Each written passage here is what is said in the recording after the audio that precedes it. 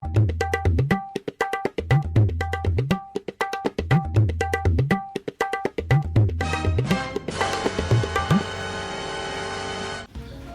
ମତେ ତମକୁ ଗୋଟେ କଥା କହିବାର ଅଛି।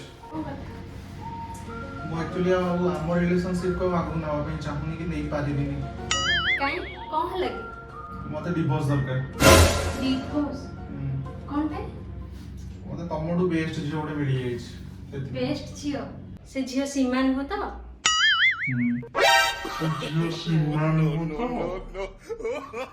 ତମେ କେମିତି ଜାଣିଲ?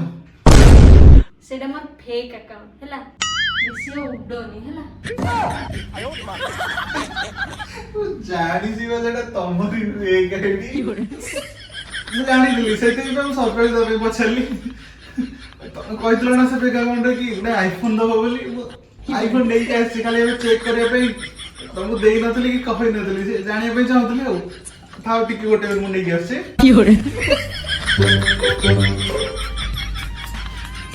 ଆଇଫୋନ ମୁଁ ଜାଣିଥିଲି ତମରି ଫେକ୍ ଆଇଡି ହେଇଥିବ ସେଇଟା, ନହେଲେ ହଉ ତମେ ଥାଅ ମୁଁ ଆସେ ଟିକେ।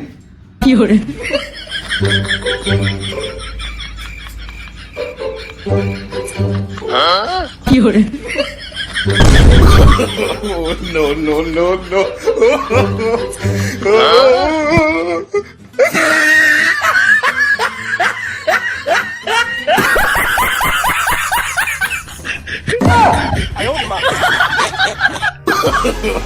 No, no, no, no.